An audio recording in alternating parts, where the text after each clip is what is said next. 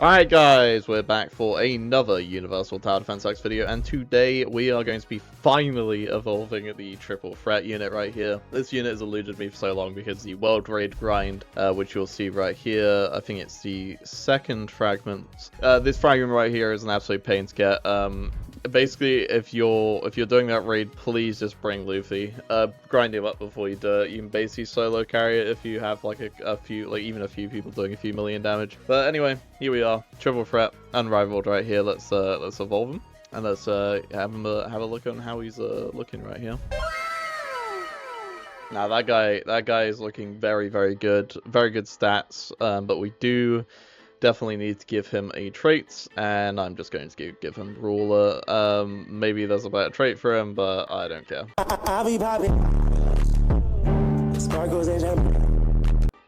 I will say that his Unrivaled art right there, we'll give it a proper look in a second. It actually looks very good. No Wabba Willa, I don't want to join you in the Shinobi Alliance fight. Ruler trait on him.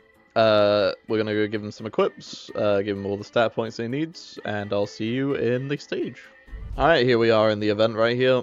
I think this team's got a good shot. I'm very curious on what a triple threat, Zoro is going to be doing in this stage in terms of damage. So let's see. I haven't really seen this unit used too much, so I haven't actually seen overly how much damage he's doing. He's got some very pretty animations actually.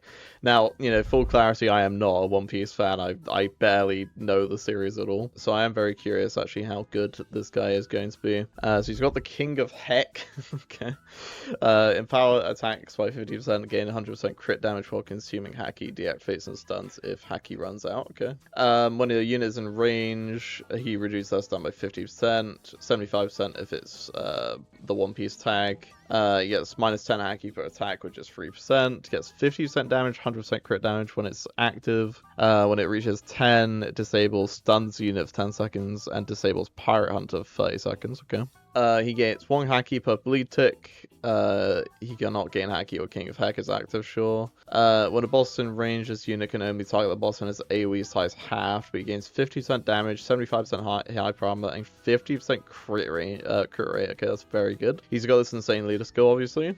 And when he attacks, he deals bleed for 85% damage over 7 seconds right here. Okay, very nice. And hitting enemies with bleed triggers a follow-up 75% damage. That is huge. He is a ground unit, so we will need to place Luffy and just shove him up there. I am very curious what kind of damage levels like Luffy is going to be able to reach, especially with the 50%, because I've seen some decently impressive stuff from him already.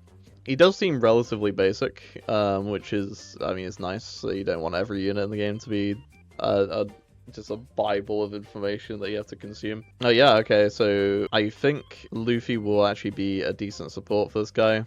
You obviously fully intended to run both these guys just next to each other because the insane leader skill that Zoro is providing. Yeah, he's hitting 6-figure DPS, and this is like 50% support coming from Zoro over here.